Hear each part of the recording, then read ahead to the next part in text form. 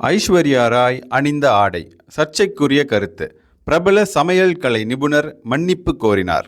அண்மையில் நடைபெற்ற கேன்ஸ் திரைப்பட விழாவில் பாலிவுட் நட்சத்திரமும் முன்னாள் உலக அழகியுமான ஐஸ்வர்யா ராய் அணிந்த ஆடை பற்றி மலேசியாவின் பிரபல சமையல் கலை நிபுணரான டத்தோ ரெட்ஜ்வான் இஸ்மாயில் சமூக ஊடகத்தில் தெரிவித்த சர்ச்சை கருத்துக்கு மன்னிப்பு கேட்டுள்ளார். செஃப் ஒன் என்று அழைக்கப்படும் ரெட்ஜ்வான் இஸ்மாயில் ஐஸ்வர்யா ராய் அணிந்த ஆடையை பார்த்துவிட்டு, ஐஸ்வர்யா ராய் காவடியை சுமந்து கொண்டு பத்துமலையில் நடைபெறும் தைப்பூச விழாவுக்கு செல்கிறார் என்று அவர் சமூக ஊடகத்தில் பதிவிட்டார். செஃப் வானின் இந்த கருத்துக்கு மிக கடுமையான எதிர்ப்பு குரல்கள் எழுந்தன. அவரது கருத்து இந்தியர்களையும் இந்து சமயத்தினரையும் இழிவுபடுத்தும் வகையில் இருப்பதாக பலர் சாடினர். இதற்கிடையே இந்த விவகாரம் குறித்து செஃப் வானிடம் விசாரணை நடத்துவதாக மலேசியாவின் போலீஸ் குற்றவியல் புலனாய்வு பிரிவு தெரிவித்துள்ளது.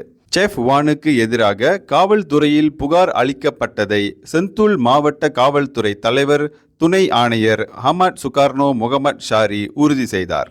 இந்நிலையில், எனது கருத்துக்கள் ஐஸ்வர்யா ராய்க்கு ஏதேனும் மன உளைச்சலை ஏற்படுத்தியிருந்தால் நான் அவரிடம் மன்னிப்பு கேட்க விரும்புகிறேன் என்று 66 வயதான அவர் நேற்று செவ்வாய்க்கிழமை மே 28 அவரது இன்ஸ்டாகிராம் பதிவில் தெரிவித்துள்ளார் என்பது குறிப்பிடத்தக்கது. இந்தியர்களின் இதய குரல் மக்களோசை.